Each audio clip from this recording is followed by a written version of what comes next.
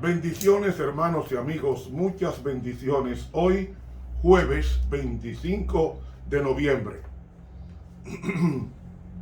Suscríbase a este canal de YouTube, dele a la campanita y permita que otros conozcan la palabra de Dios al mundo entero. Mientras más nos vean, más podremos llegar al corazón de toda persona que esté buscando de Dios.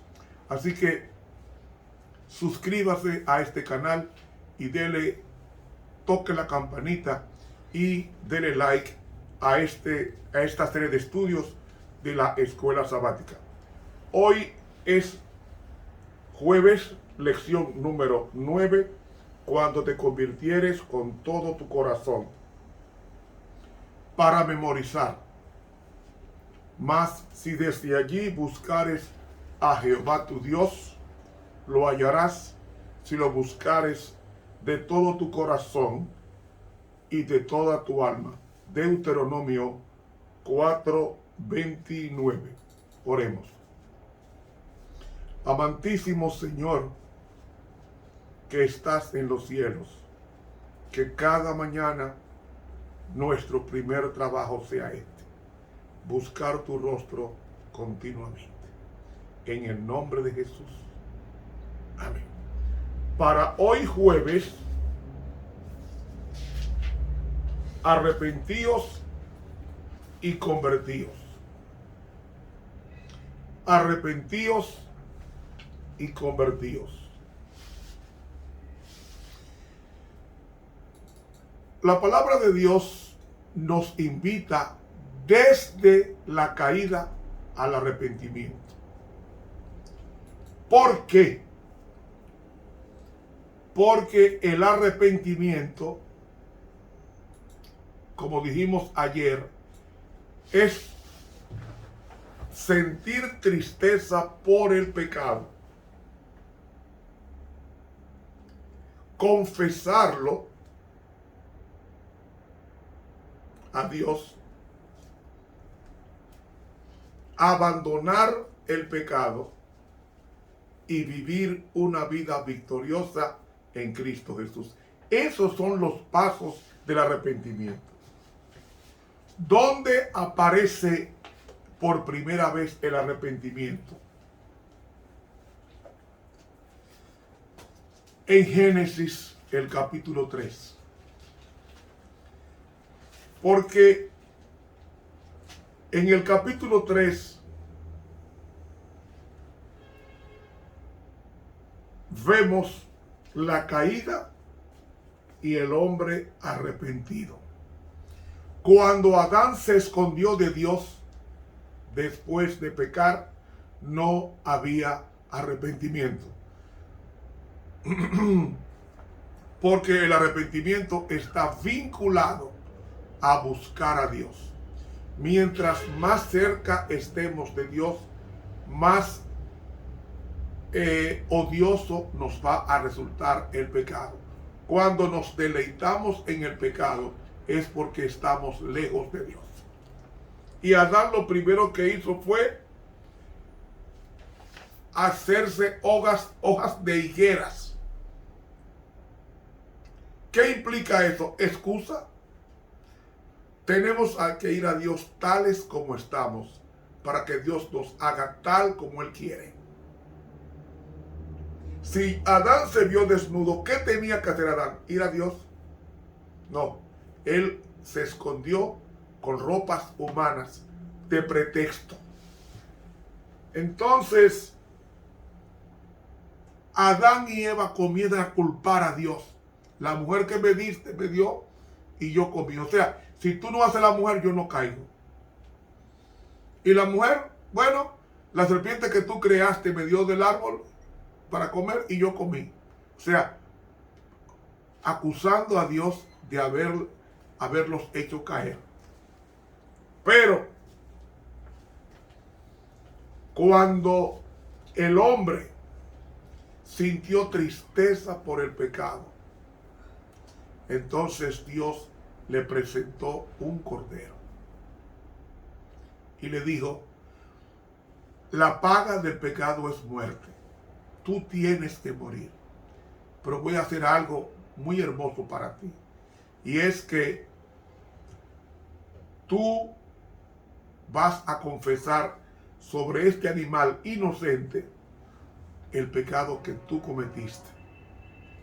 Y le va a transmitir el pecado al animal, y tú vas a matar el animal.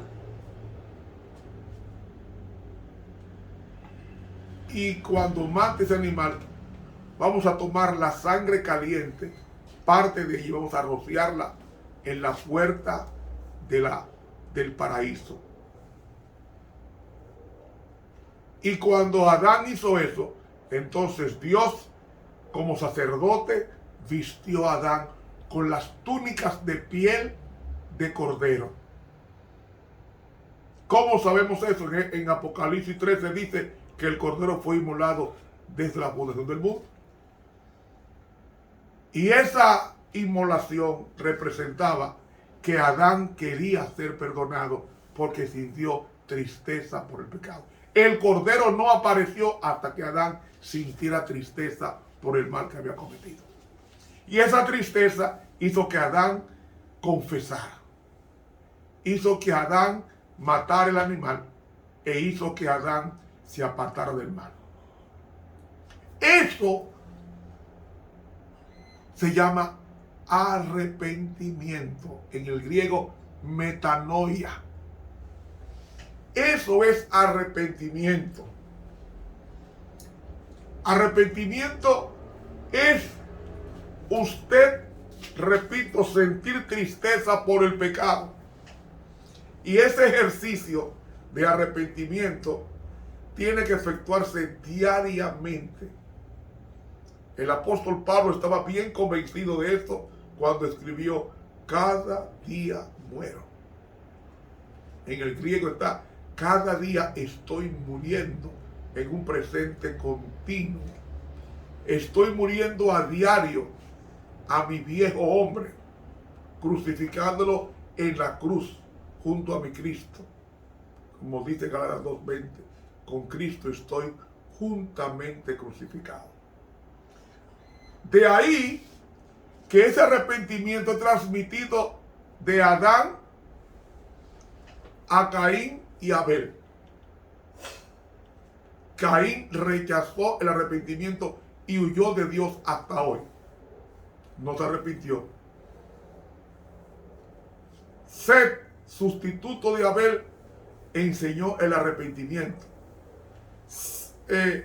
Enoc, arrepentimiento. Noé, arrepentimiento. Abraham, arrepentimiento. Isaac, arrepentimiento. Jacob, arrepentimiento. Moisés, arrepentimiento. David, arrepentimiento. Juan el Bautista, en la nueva era del Nuevo Testamento, aparece también llamando al arrepentimiento. ¿Por qué? ¿Saben que hay personas que dicen que no tienen que arrepentirse? Pues si no tienen que arrepentirse, están llamando a Dios mentiroso. Porque la Biblia dice: por cuanto todos pecaron, en Romanos 3, por cuanto todos pecaron y están destituidos de la gloria de Dios. Pues si están destituidos, todos somos pecadores y necesitamos arrepentirnos.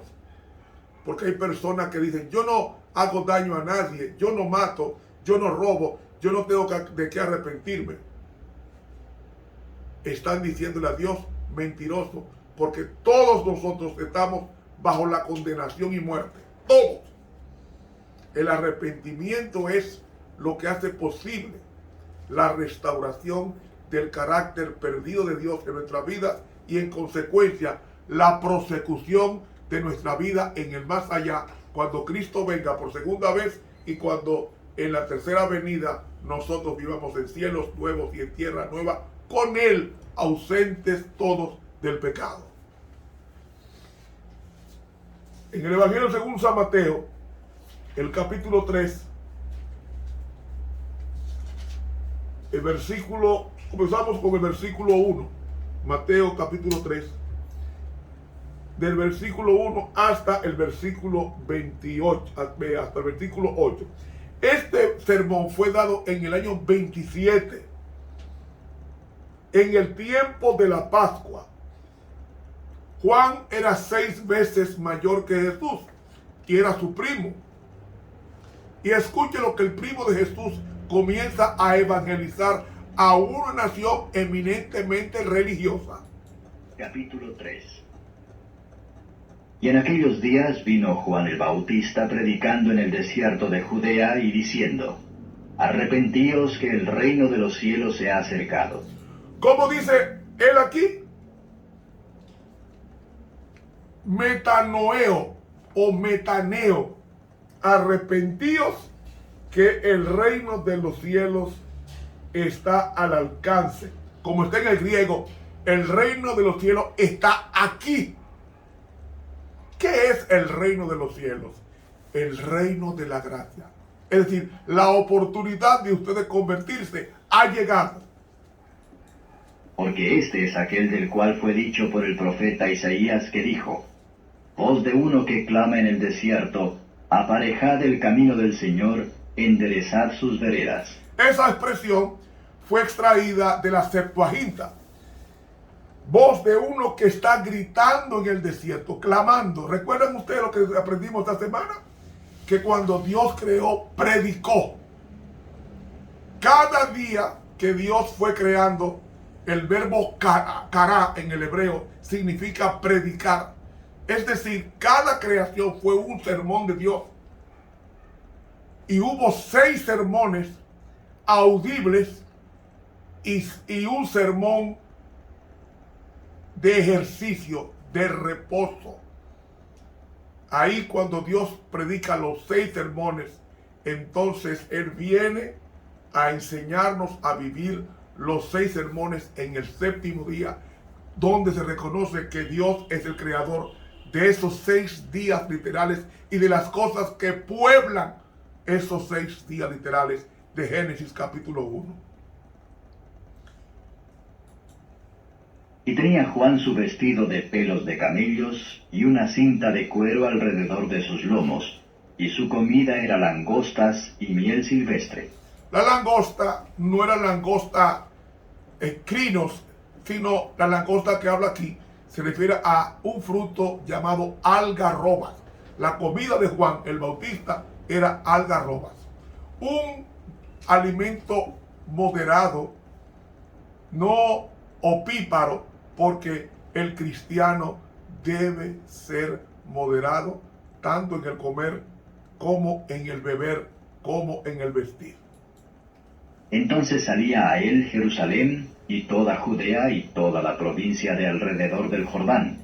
Es decir, ¿qué había en el río Jordán? Y algo curioso, el río Jordán no ha sido todo el tiempo cristalino, lo fue una vez. Pero el río Jordán, cuando Juan predicó, estaba sucio. Porque arrastra lodo.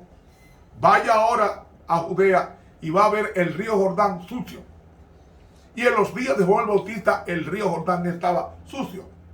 Y cuando Naamán el sirio se le pidió que fuera bautizado 7 veces en el Jordán, el río estaba sucio. Cristalinos estaban los de Siria. Pero eso nos da a entender que el río Jordán es para enseñarnos la humildad. Aunque el río no se vea claro, yo me sumerjo en las aguas del bautismo para que Dios me haga una nueva criatura. Y eran bautizados de él en el Jordán, confesando sus pecados. Lo primero que tiene que hacer una persona antes de ser bautizada, por lo que la palabra bautizo en el griego significa sumergir totalmente una tela. Esto significa bautizar, bautizo en el griego, sumergir totalmente una persona. Es decir, hay 3 tipos de bautismo. El bautismo por aspersión, que es rociando a un creyente de agua bendita. Hay un bautismo que es infusión, que es echarle con una jarra o con un recipiente un poco de agua en la cabeza, y está el bautismo por inmersión. El bautismo bíblico es el bautismo por inmersión. ¿Por qué? Porque cuando nos bautizamos estamos muriendo al viejo hombre, y estamos al morir al viejo hombre estamos naciendo a una vida nueva, que es lo que nos dice el apóstol Pablo en Romanos capítulo 6 versículos 3 y 4. ¿O no sabéis que todos los que somos bautizados en Cristo Jesús somos bautizados? Ahí debe traducirse como somos sumergidos en su nombre. Porque somos, realmente en el griego está en el pasado, porque fuimos sepultados juntamente con él a muerte por el bautismo, para que como Cristo resucitó de los muertos por la gloria del Padre, así también nosotros no es andemos, la nuestra traducción es vivamos en novedad de vida. Y la palabra que usa ahí es Zoe, que significa principio de vida. O sea, comencemos a vivir la vida nacida en el bautismo. Por eso el arrepentimiento tiene que ver con esto: confesión del pecado. Yo soy pecador, y como soy pecador tengo que bautizarme, porque le estoy diciendo a Dios que quiero ser limpio, anhelo ser limpio y completo Jesús. Entonces el bautismo es el resultado de esa confesión pública de que usted quiere renunciar a esa vida licenciosa, a esa vida pecaminosa. Esos son los pasos del arrepentimiento. Seguimos leyendo. Y viendo él muchos de los fariseos y de los saduceos que venían a su bautismo, decíales: generación de víboras, ¿quién os ha enseñado a huir de la ira que vendrá? ¿A qué ira se refería? Esa ira tenía doble significado, porque dice a huir de la ira que está a punto de venir. Se estaba refiriendo a la destrucción de Jerusalén y escatológicamente a la destrucción del planeta cuando Cristo venga por segunda vez, a los malos, o al planeta no, a destruir a lo que está en el planeta, porque el planeta seguirá igual. La diferencia es que todas las cosas malas que hay en el planeta van a ser quemadas, según dice el apóstol Pedro en su segunda epístola, en el capítulo 3, versículos 9 en adelante. Todo va a ser destruido, y este mismo planeta va a ser renovado para que el pueblo de Dios viva eternamente en un planeta renovado, para una vida renovada en Cristo Jesús. Haced pues frutos dignos de arrepentimiento. Es decir, el imperativo que hay aquí en el versículo 8 es: hacer pues, está en el griego, es oye, arrepiéntete urgentemente. Así que está en la gramática griega. Este versículo está diciendo: urgentemente da fruto, evidencia de que tú estás arrepentido. Si tú y yo vivimos una vida divorciada a la predicación de la palabra, no estamos arrepentidos. Somos metal que resuena o címbalo que retiñe. El arrepentido da muestra de arrepentimiento, abandonando las cosas malas que antes amó. Ahora tiene que odiarlas. Sigue diciendo. Y no penséis decir dentro de vosotros: a Abraham tenemos por padre. Porque yo os digo que puede Dios despertar hijos a Abraham aún de estas piedras. Ahora ya también la segura está puesta la raíz de los árboles. Y todo árbol que no hace buen fruto es cortado y echado en el fuego. Yo a la verdad os bautizo en agua para arrepentimiento, mas el que viene tras mí, más poderoso es que yo, los zapatos del cual yo no soy digno de llevar. Él os bautizará en Espíritu Santo y en fuego. Ese es el propósito del bautismo. El arrepentimiento nos llevará al bautismo, y el bautismo nos llevará a la unción del Espíritu Santo para poner en nosotros la vida de Cristo en el desarrollo que en teología llamamos justicia imputada, que es el perdón de Dios, y justicia impartida, que es el desarrollo de la vida de Cristo en cada uno de nosotros, en la medida en que se lo permitamos. Entonces, hermanos y amigos, esto es arrepentimiento. Arrepentimiento es el mensaje que tenemos hoy a nuestro alcance desde los días de Adán hasta los días de Pedro. Cuando Pedro predicó el mensaje a los religiosos de su época, ¿qué dijeron ellos? Ellos dijeron, versículo 37, entonces, oído esto, fueron compungidos de corazón y dijeron a Pedro y a los otros apóstoles, varones hermanos, ¿qué vamos a hacer? Y Pedro les dice, arrepentíos y bautícese cada uno de vosotros en el nombre de Jesucristo para perdón de vuestros pecados. Así que está en griego, para el perdón de vuestros pecados, y recibiréis el don del Espíritu Santo. ¿Para qué Dios da el Espíritu Santo? Para retratar el carácter de Cristo en el ejercicio de la piedad.